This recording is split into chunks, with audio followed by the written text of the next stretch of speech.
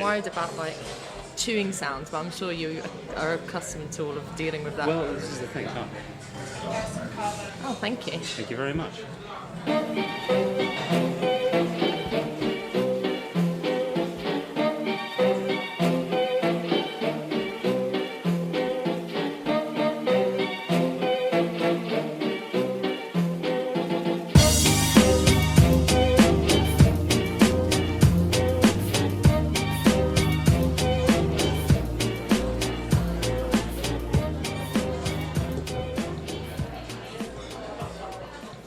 So we're sat here in Perilla in Stoke Newington, London, and outside the window I can see Newington Green, and just beyond that is where the women's liberation writer Mary Wollstonecraft lived, which I'm sure you're aware of. But getting back to the restaurant itself, why have you chosen Perilla for us to come meet and talk about your book? Well, I'm sort of emotionally attached to this in two ways. One, because this is up the road from where I grew up. I grew up in Finsbury Park, Newington Green kind of area, so I know this place like the back of my hand, but also because the two guys that run this place, Ben Marks and Matt Emerson, I went to school with and grew up with them, and Ben is a fantastic chef, and Matt has really transformed what used to be a sort of relatively crappy part of Newington Green into a real hub. So I love coming here, and I love the boys, and yeah, any chance I get, I come back. Now, Matt isn't here, but Ben is just stood at the back of the restaurant over there. We'll give him a little wave. We're here to talk about your book, which was published last year, and which is called What Women Want, Fun, Freedom, and an End to Feminism. Mm-hmm. It's a short read that concisely lays out your principles on 4 areas of public and private life: free speech, the body, sex, and work. Before we go any further, though, I'd like to ask what are the historical roots of your feminism, and why do you choose to apply them so rigorously today? Well, the roots of feminism is something that's, I think, quite misunderstood, and the history of it. So we're talking in 2018, and this has been a big year for feminism because it's 100 years since some being the important word, women got the vote, and in the Representation Against the People Act. And lots of people have talked about the suffragettes as feminists, and that's completely wrong. The word feminism was used in the late 1800s, but only came into popular use in the 1960s and 70s and 80s with gender theorists like Judith Butler and people like that. So from the start, feminism has claimed a much grander, more solidified theory than it actually owns. You know, people call the suffragettes first wave feminism, then they call the sort of sexual revolution of the 60s, 70s and 80s second wave feminism, and it turns into sort of mad bra burning and all that kind of stereotype. And then lots of people talk about the fact that we might today be in third or fourth wave feminism. And really, from my point of view, feminism has always been the original identity politics, which really took hold post-sexual revolution, with anti-porn feminists like Catherine McKinnon, Andrea Dworkin, who said that men and women are fundamentally different, and more importantly, that the patriarchy exists and that men oppress women structurally, and that every way in which a woman should look at her life should be through this particular identity politics lens. Right. So I cannot find many redeeming factors within feminism as a political theory from the start, because from my point of view, it's never been about necessarily women's liberation, but more about identity politics, which, as we see today, is quite a closed view of the world. So if I was sort of to align myself, I would say that I am a classic women's liberationist. So talking about the first chapter of your book on free speech, you recall a moment in 2014 when the governments of the UK and Australia banned a self-styled Swiss pickup artist named Julian Blanc, who I believe is now reinvented as a self-development guru online, hopefully as much for himself as anyone else. And this was done for disseminating dating tips to young men based on some pretty cynical views of women. And so this event may pale in comparison to the many in number and nature that have proliferated since. But what struck you as troubling about this at the time, enough to recall in the first chapter of your book? Well, because I think it was actually really serious. I think on the face of it, you can think, well, this guy is very unpleasant and the views that he have are not in step with 21st century society. He encouraged men to do things like persistently badger a woman until she said yes, to assume that women want it even when they say that they don't, all this kind of rubbish. But people were calling for him to be banned from the country. Now, that's quite a wild step, in my opinion, and not because I care necessarily about Julian Blanc's ability to enter the UK, but because it's what it says about us in this country, that we would be so susceptible to his views that we cannot even be allowed to be in the same geographical space as him. And also that he is so dangerous that he would pose a threat to women. Now, I got into a lot of trouble at the time on Sky News with a feminist when I said the best way to deal with these kind of guys is to deck them, which for anyone who isn't Irish means punch them in the face. And I always thought decking was kicking. No, being decked, it always meant it's like hit the deck. Person's foot coming into contact with your shin, particularly. Yeah. but fair enough. But it's sort of crude. I defer to your Irish heritage. It was a crude way of saying, really, what I really meant was, it is so easy to deal with these kind of guys, these kind of just rude, obnoxious idiots. And women have been dealing with them for a very long time. I've dealt with a few of them in my past. It's a no-brainer kind of thing. And it's actually, from my point of view, very insulting to say that women can't deal with that, and to say that we need the state to protect us from such a fool as Julian Blanc. And the reason why I started the book with that is because that is my fundamental issue with contemporary feminism. Perfect timing, thank you. So this is Ben, the owner. Explain to us what's on the table here. So this is a broccoli blue cheese tart. So we've got a gorgonzola custard in the middle, braised broccoli on top, and roasted hazelnuts. Oh my god. Yeah, let's try this on. Wow.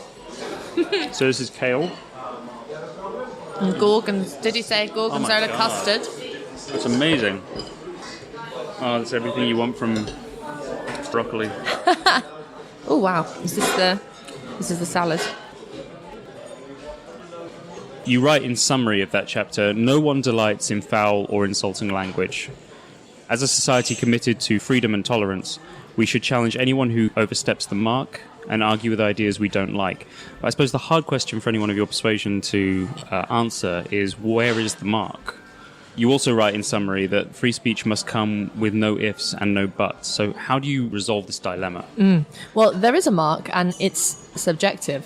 For everyone, it will be different. So I always use the example of, in relation to feminism, some people get really upset when someone on the street shouts at them sexy legs or great tits, or something horrible and crass like that. I would be much more offended personally if someone shouted at me fat cow, right? So people's markers and people's lines are different, and that's fine. The point is the way in which you deal with it. So I think the way in which you deal with someone overstepping the mark is totally up to you. You can ignore it, you can shout back. If it happens online, you can block people. All that sort of, those tools are there for you, and you should engage with them if you want to.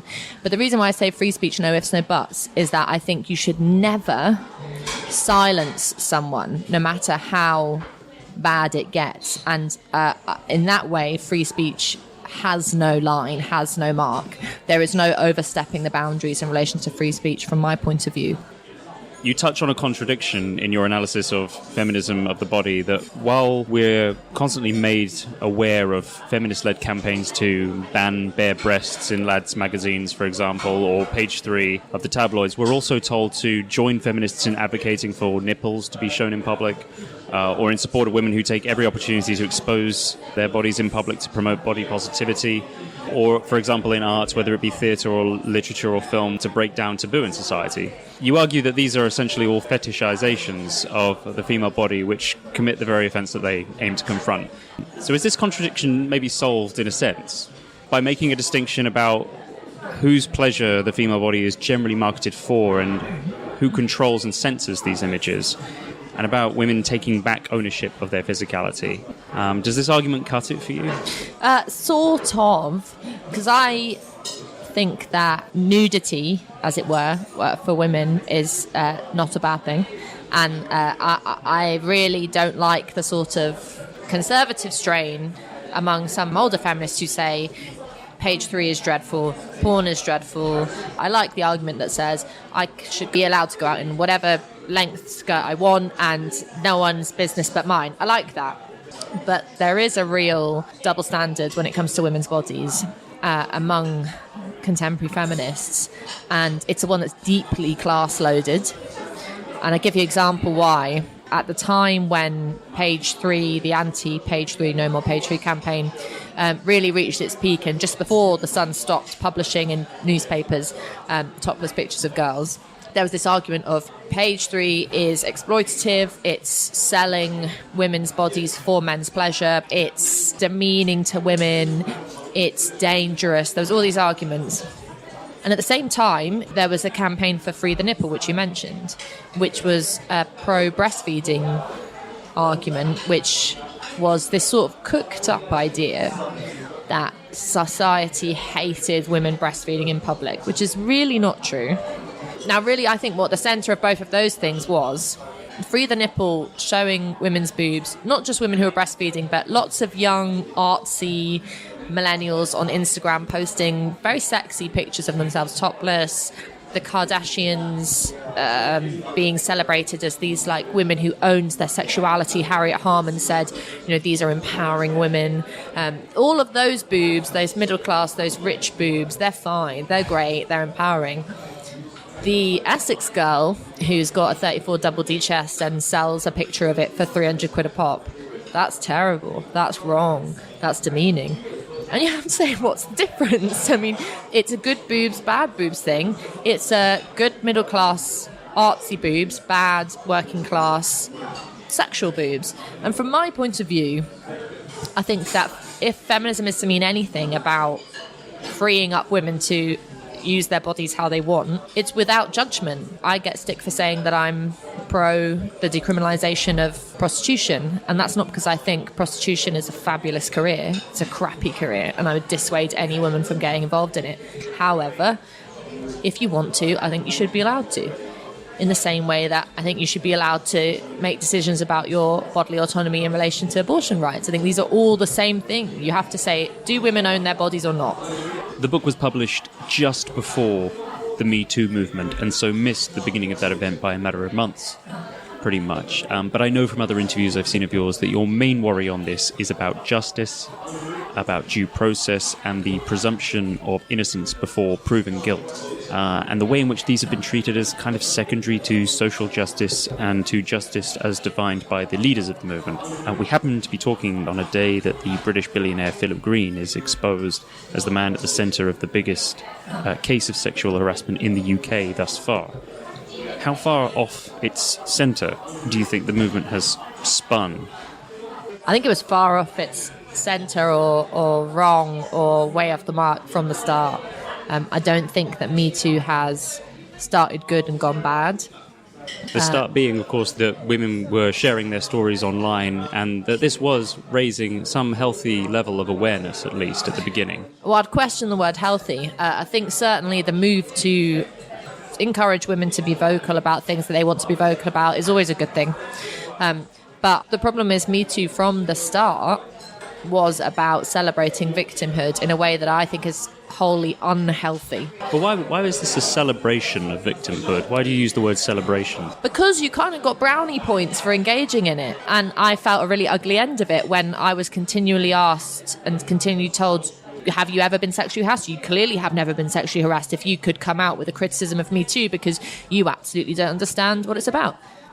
They guessed wrong, as it happens, but I think it's been really attacked, justice, specifically by proponents of the Me Too movement who are now suggesting with the sort of other hashtags like hashtag I believe her, is that women should automatically be believed and that men, because it's the majority men who are on the other side of this scenario, should be automatically condemned.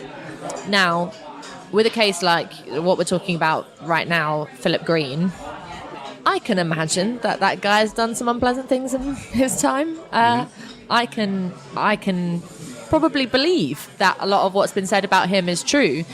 But when it comes to how you judge someone, especially in relation to a case like this, you have to suspend your gut feelings and go on evidence.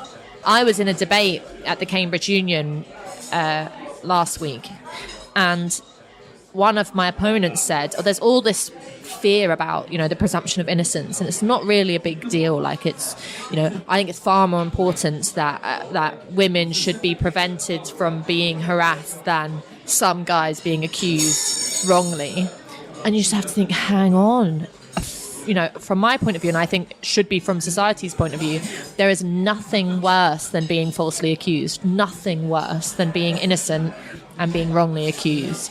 Well, one of the fortunate consequences of the political upheaval that we've seen over the past few years is that unignorable class divisions have kind of knocked a lot of assumptions about collective identity off kilter. How have the middle class monopolized feminism, in your view? This is something that you touch on again in the book. How has this happened? Well, because they're calling the shots, and because they're saying what it is to be a good woman, to be a good feminist. So I always make this point. You do not have feminist meetings happening in town halls. You don't have feminist groups happening in community centres. We have a stridently feminist political party, the Women's Equality Party. Its membership is poor, and that's not me trying to dig at them. It's just reality.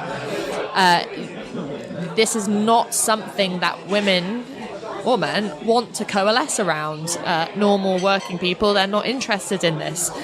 And how does their view of freedom differ from the middle class? Well, I don't want to sound workerist and sort of fetishize the working class as this ideal. There's lots of problems within the working class. But I think certainly for working class women, I am one of them, and grew up around them, you have more of a sense of yourself. You have more of a sense of your own power, and you don't take crap, and you're hard in that kind of a way, and you don't feel as entitled in a good sense, because it means that you're ready to scrap when times get tough. Have you ever decked anyone? Huh? Have you ever decked anyone? I have, unfortunately. I'm not very proud of it. I wouldn't do it now, the grand age of 26, but when I was in my teens, I had less inhibitions. Perhaps I took less crap. Male or female? Oh, boys, yeah. Particularly posh boy it was. He deserved it. But there we go. Now you see my prejudice coming out. You could have retired early. Camille Paglia calls it street smarts. Well, that's what she calls it. Yeah, exactly. She refers to it as not being just a working class thing, but a human thing. Essentially, we were all at one point street smart. And we're losing it even further as we go forward into the hyper-digitized world of tomorrow, where pretty soon we'll all be uploading our egos to the cloud and living in the singularity. And what sort of debates will proliferate at that point, I wonder. The whole definition of abuse changes, I think, as physical barriers become both more easily traversable, but also our sense of our physical selves becomes dispensable. I mean, we are, in a sense, all of us, a conduit for all the things that matter to us, our memories, the people that we love, and we are always saving and uploading those things. I mean, you know that children that you or I have will end up being able to access our memories in some way or other with our consent. It'll be like our will. I give you access to my cloud account, and then all of a sudden you have my entire life. Wow. I completely went off piece there. You've gotten into the philosophy of being. I like it. See, that's my philosophy background kicking in. The second to last question I had you been born male, how might you have chosen to confront the challenges that contemporary feminism presents to young men today? That is a really interesting question, because as it happens, I have always thought of myself as a tomboy and have never thought of myself as classically feminine. But because you are a woman, you've been able to engage with feminism head on, as it were. Yeah. You haven't had to politely enter the conversation saying, "Excuse me, ladies, I hope you don't mind me offering my opinion." Yeah. If I was a young man today, I think I would be really quite worried. This idea that if they do something wrong, a harmless mistake or a genuine misconstruing of a situation, that they are bad, evil, abusers, indulging in rape culture, you can see how they're just going to stop trying. You argue that for women in rich nations of the world, the last genuine struggle for freedom comprises two main fronts: abortion rights and childcare. These are the material changes you say women need to fully exercise their freedom today. And in the Republic of Ireland this summer, a referendum was held on repealing the 18th Amendment to give women the right to an abortion, which succeeded by a 66% majority. So this is the sort of change that has material consequences for a woman's ability to choose the shape and quality of her life. But surely feminism still has a role to play for women in less fortunate parts of the world where this sort of thing is just a long way off. Not Western feminism, not contemporary feminism, not feminism as it stands today. I would encourage any woman fighting injustice around the world to laugh at the crap that we get up to in this country and to feel empowered in herself to start a different women's liberation movement which actually got serious about changing the world rather than obsessing over yourself and becoming a very pretty, very right-on little narcissist. Ella Whelan, thank you very much. No, thank you. Well, that is generous. Thank you. Thank you. Thank you very much. That is marvelous. That is lovely.